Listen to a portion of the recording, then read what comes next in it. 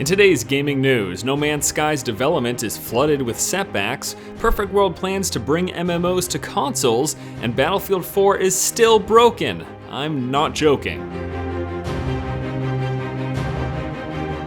Hello ladies and gentlemen, welcome back. Force here with today's gaming news. First up today I have a rather sad story, and that is that the development of No Man's Sky is going to be delayed. No Man's Sky is of course the procedural generation space exploration game that was revealed by Hello Games at the VGX Awards this year. I still can't get over that they changed the name from VGA to VGX. It was a game that I am very much so anticipating. It looks very cool and really just like exactly the type of space exploration experience that I am looking for. Well, there is going to be a delay in the development due to flooding that took place at the offices of Hello Games. This flooding happened on Christmas Eve of all days, and in it they lost PC equipment, furniture, and even doors and walls. Now, as if that wasn't bad enough, their insurance does not cover any of their losses. Now, are people jumping to conclusions and thinking, oh, that means they lost everything about the game? No, that is very unlikely. It is assumed that they have off-site backups. This is just sort of standard procedure in case crazy stuff like this happens,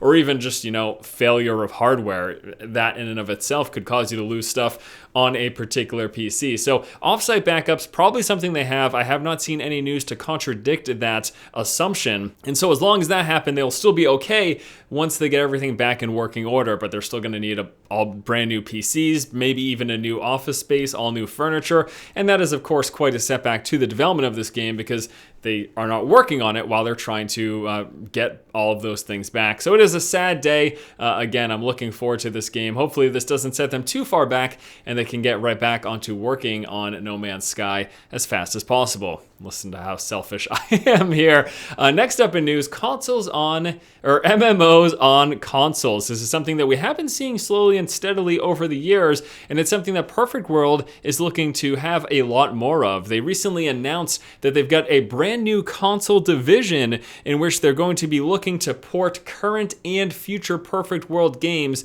to consoles, next gen and current gen. So who is Perfect World? Well, they're the major developer of many free-to-play MMOs, such as Neverwinter. They also worked on Blacklight, Raiders, and Star Trek Online. That's the game there. So yeah, there's been a lot of games that Perfect World has published and even worked on developing. Some of those, if not all of them, past and present and future, will be going to consoles at some point in the future. Now, in terms of my opinion on this, I think it's fine. The only problem, though, is you have to worry about the dumbing down of future console games. And what do I mean by that? Oh, dumbing down. Why do you always have to bad talk when it comes to consoles? It's an input thing. It's as simple as that. The only concern that I really have, obviously you can talk about the lesser potential graphical fidelity of consoles compared to high-end PCs, but MMOs don't even typically reach that point anyways. They're typically set at sort of a mid-level PC. It's the input, it's a controller. It's the fact that a keyboard and mouse has many more inputs than a controller does, and so you have to worry if they develop future MMOs with consoles specifically in mind, then that means potentially less inputs, and for some people, that's a major problem. I happen to like MMOs with tons of inputs. I love the SOTOR. I love the World of Warcraft setup compared to things with just a limited skill set like we're going to be seeing in Elder Scrolls Online, for example. But again, that's just my opinion. People have different preferences. So if you don't really care about lesser inputs, then it's not that big of a deal to you. And last up in news today, Battlefield 4, the game that was broken during its launch 2 months ago, is still broken. I am not kidding you. 2 months after the launch of the game, we're still seeing major issues. Now, recently there was an alert posted up concerning Battlefield 4 in which they stated that there are connectivity issues going on across the platforms, and let's not forget about all the other issues such as loss of progress for multiplayer and single player,